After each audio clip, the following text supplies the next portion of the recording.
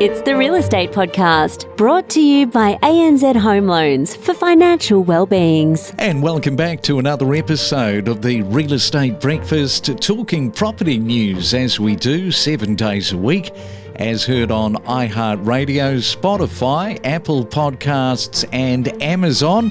Hey, hope you had a fantastic weekend. Here we are, congregated once again.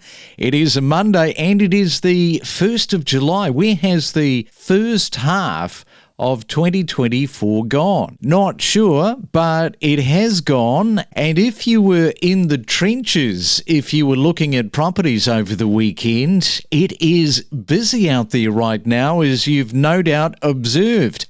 Higher inflation, that is threatening to further destabilise the construction industry, reducing building capacity when housing is urgently required. Now, realestate.com.au has reported that Canstar is predicting for the next RBA meeting a rate increase that is going to add about $100 to monthly repayments on a $600,000 loan. And with high insurance premiums rising 14% over the past year, that is a major inflation driver. And Finder analysis reveals home insurance premiums have surged over 19%, reaching $2,434. So joining us this morning is Marty Sadlier from MCG Quantity Surveyors in Sydney. And good morning to you, Marty. Welcome to the Real Estate Breakfast. Yeah, welcome and thanks for having me. Now, when you look at Australia's inflation problems, how much of a problem is the insurance crisis in all of this? Yeah, it's really high. The percentage growth on the back of the inflation data that was just released is now at 14% through till May, which is the highest out of all of the industries that they look at. The next best or worst in that instance is automotive fuel at 9.3%. So we see that as we drive around the Bowser. What we don't really talk about or understand is the level of impact that the insurance has, and it's by far well out in front at 14%.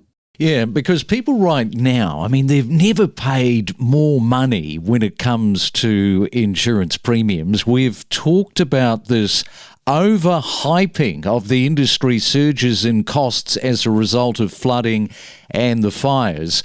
But the central argument is around how justifiable is the explosive surge in premium prices versus the reality of where the prices in premiums should be at, where that level should be. And are we just simply being ripped off? Many people are asking that question.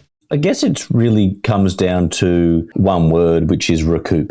So the insurance industry, when there is a category event, say, the floods on the East Coast a couple of years back with the East Coast low, predominantly around the Lismore area, ordinarily, when there's an event, it's a postcode that sees that price go up, that premium go up, because we're seeing that insurers have to come in and repay and replace property as they do under their policy.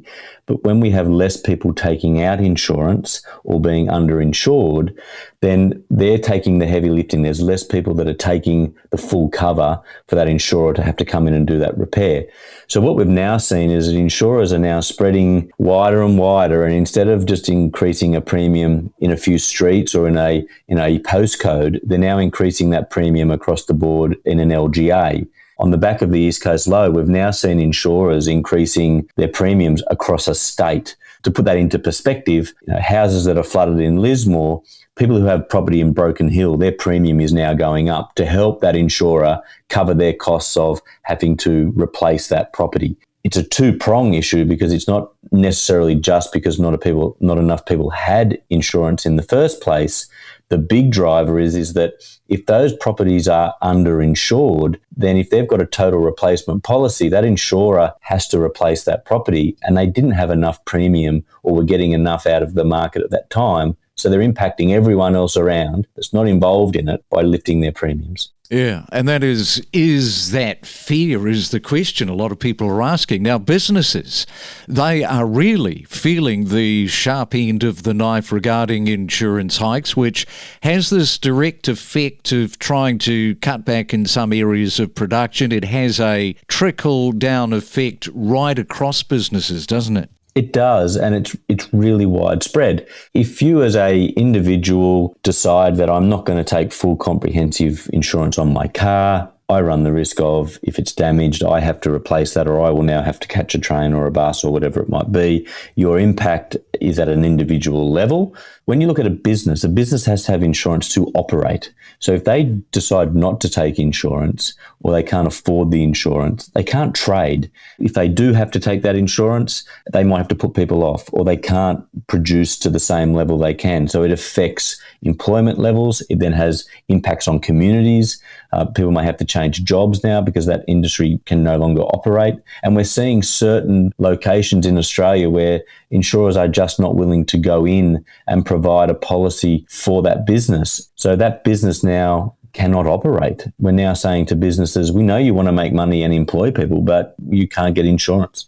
All right, so that is the business side, and businesses being very much impacted on premiums. When we come back after the break, we're going to ask this question about what are people doing around insuring their homes, and are some people deciding, no, the premiums are just too expensive, so as a result, they don't have insurance. We'll do that next. From powerful and up-to-date news to professional real estate experts with the latest property trends on the Real Estate Podcast. Well, we know that if you're a property owner in Australia, the chances are you're experiencing wealth growth.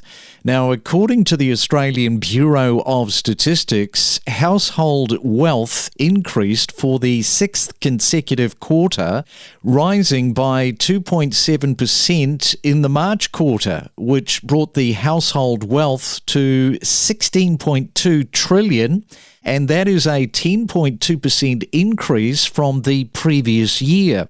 And with about 9 million households in Australia, 2/3 of which either own their home outright or are paying off a mortgage.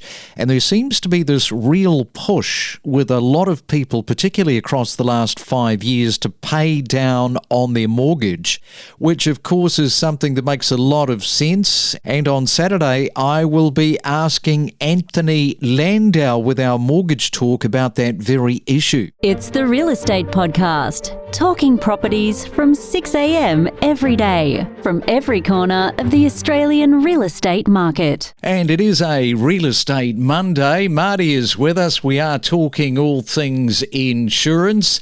And just before the break, we were talking about businesses finding it quite difficult to get their insurances done for their business. But right now, let's have a look at home insurance, Marty. And some people have just decided, no, it's just too expensive. And there are people out there that have no insurance on their homes. Yeah, it's a massive problem. The ABS last year released data that 23% of all Australians don't have any house or contents insurance. Now, given that we are sitting at over 10 million properties in Australia, that would be around 2.44 million Australian homes don't have house or contents insurance last year.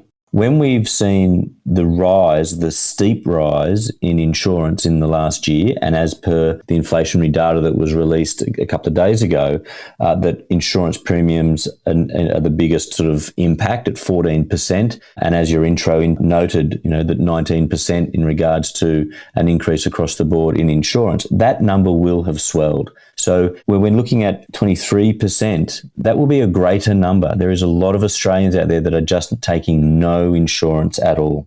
And what about calls for immediate regulation on the insurance industry? I think this is an area that you've got a few ideas on. Yeah, it's really been falling on deaf ears for a while. There's been opinions that it just wouldn't make an impact or it's too hard to do and governments shouldn't get involved. I think I would take it back to A perfect example is around electricity. So electricity in that inflationary data rose 6.5%. That was because in July last year, the Energy Bill Relief Fund rebate was announced and implemented.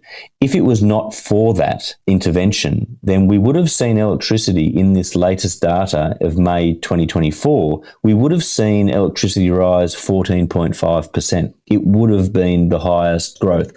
So government intervention has kept that down to 6.5%. So we can have intervention, we can give rebates, and we should be doing that for insurance if it means that businesses can operate. And it would be really simple. There's a few ways we could do it. We could ensure that Australians aren't underinsured by getting independent consultants or quantity surveyors to come in and do those reports to make sure the value of the property has been accurately insured in regards to a total sums, and they should get a rebate for that. They should get an allowance off their premium because they have employed a third-party independent person to come out and ensure what this property should be insured for.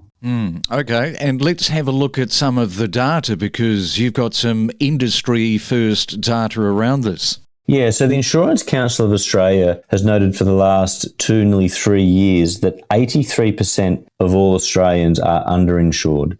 Underinsured, the definition of that is that someone decides to take insurance only up to a level of 80 to 85% of its true value. So if you're currently insured for 90, 95%, you aren't classed as being underinsured. But the reality is that the Insurance Council of Australia says that 83% of all people in Australia are underinsured. Australia is one of the most underinsured countries in the world. When we look at that, there has been no data around what the level of that underinsurance is. We looked at the last 2,000 jobs that we have been employed to look at and go through and do that assessment on. Our analysis is across the board of all the different property types. The average that a person is underinsured is 24%. When we look at individual property types, there are some worse than others. So industrial is the highest at 31%. Then we drop down to retail and residential mixed-use properties are at 23%. Pubs, clubs and restaurants were at 23%. Commercial offices were at 24%. So we've gone through and done just over a dozen different property types of the last 2,160 jobs that we have done in the last year. And that was what the fairly obvious number around the levels of underinsurance in this country are. You know, most people would just sort of shake their head and say, gee, that is such a big number. 83% of Australians are underinsured. Is that the highest, if we look anecdotally back, is that the highest it's ever been? Yes, by about 1.5%. So if we go back about 20 years, so early 2000s, there was a similar survey done. At that time, the number of underinsurance in Australia was at 81%. If anything, we've got worse by a couple of percent. But in reality, in 20 years, we haven't got any better at understanding our insurance levels in this country. All right. Well, thank you for shedding a little bit of light on that this morning for our insurers out there. Marty, enjoy your Monday and thanks for coming on to the Real Estate Breakfast this morning. Yeah, thanks for having me and have a great week. Don't navigate the real estate market alone. Let us help guide you in the world of real estate every day. Make better informed decisions with the latest news and insights. Could be the case. And in fact, honestly, I've got so many examples of people that have bought in areas and then discovered things afterwards that locals knew about that area. And if they had known about that, they never would have bought that property. But once your module is on the production line, we have 8 working stations. Each module spends 4 days in each working station. So 32 business days later, you'll go from nothing to a completed home. There's probably a lot of questions coming from the parents about, what if this, what if that? Yeah, absolutely. And it adds a layer of complexity for us as buyer's agents because we really need to ascertain who are the real decision makers, how much autonomy do the children actually have, because I actually recently had to fire clients because the parentals were getting way too involved. We connect you to the best real estate information across Australia. The Real Estate Podcast.